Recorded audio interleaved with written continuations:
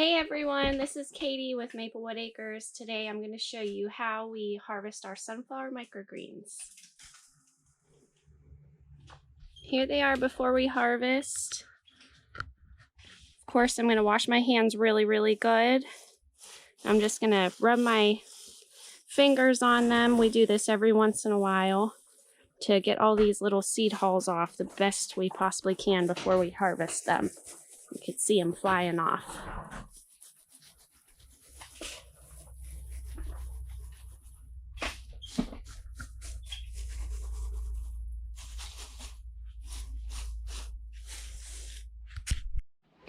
Next, I'll get my sink ready. So I already sanitized this sink. I'm just pouring cold water in here. That's just a hard water stain. So I'm gonna fill this probably about halfway up with ice cold water. This is our prep table that I also have sanitized beforehand. So I'm just going to go ahead and start cutting these sunflower microgreens and putting them right onto this sanitized surface.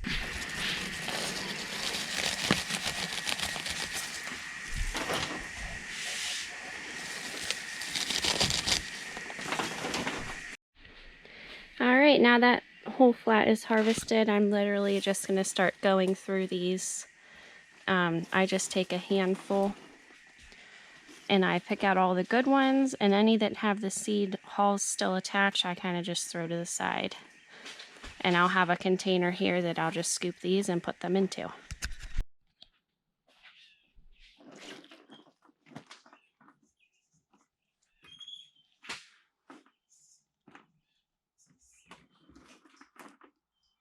This can be time consuming, but for our customers it's worth it because we don't want them to have any of these dirty seed hulls on their sunflower.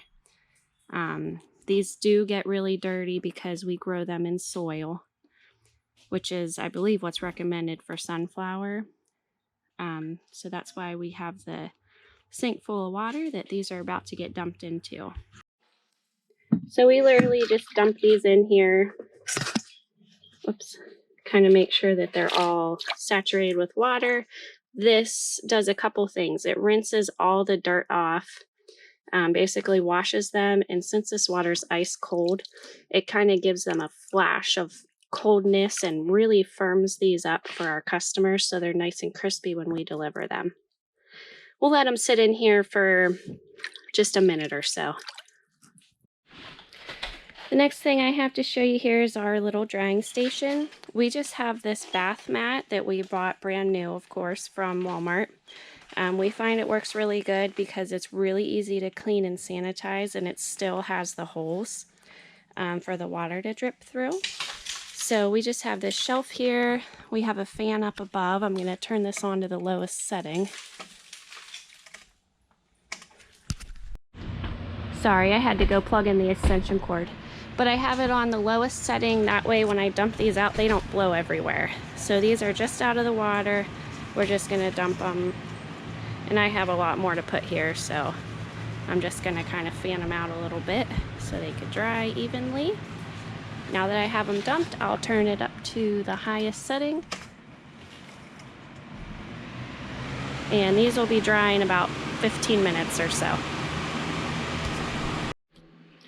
So another thing we do to just kind of loosen these up throughout the whole time that they're growing, along with bottom watering these, we actually mist the top or spray the top. We have a hose attachment that can mist this really nicely, and that really softens up these seed hulls and makes it really easy for them to come off.